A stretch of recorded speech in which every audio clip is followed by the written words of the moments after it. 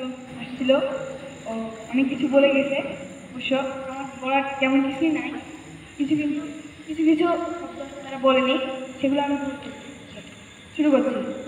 তারা বলেছিল উপজেলা সম্মতি সম্পর্কে কিছু বলে, আমি সেগুলো উপজেলা সম্পর্কে বলবো।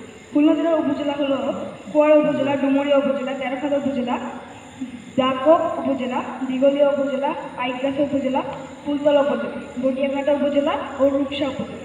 এছাড়া খুলনার ইতিহাস সম্পর্কে আমি অনেক কিছু জেনেছি এই সম্পর্কে, এগুলো দেখে সেগুলো সম্পর্কে কিছু বলবো। প্রায় 600 বছর আগে ইসলামিক ধর্ম প্রচারিক উগলো খান জায়ান আলী এই জেলায় এসেছিলেন ধর্ম প্রচারের জন্য। তিনি প্রথমে সুন্দরবন এলাকায় প্রতিষ্ঠার মাধ্যমে অঞ্চলে তার বস্তি স্থাপন করেন এবং বাগেরহাটের আশেপাশি এলাকায় তার শাসন প্রতিষ্ঠা করেন। এভাবেই জনবস্তি বাড়তে থেকে বৃহত্তম খুলনা অঞ্চলে। পরবর্তী 1947 সালে বঙ্গভঙ্গ এর সময় ভারত এর কেবল থেকে পূর্ব পাকিস্তান খুলনা অঞ্চলের অন্তর্ভুক্ত এবং খুলনা বিভাগের প্রতিষ্ঠার পিছনে প্রধান ভূমিকা ছিল মহরুম খান সবুর এর।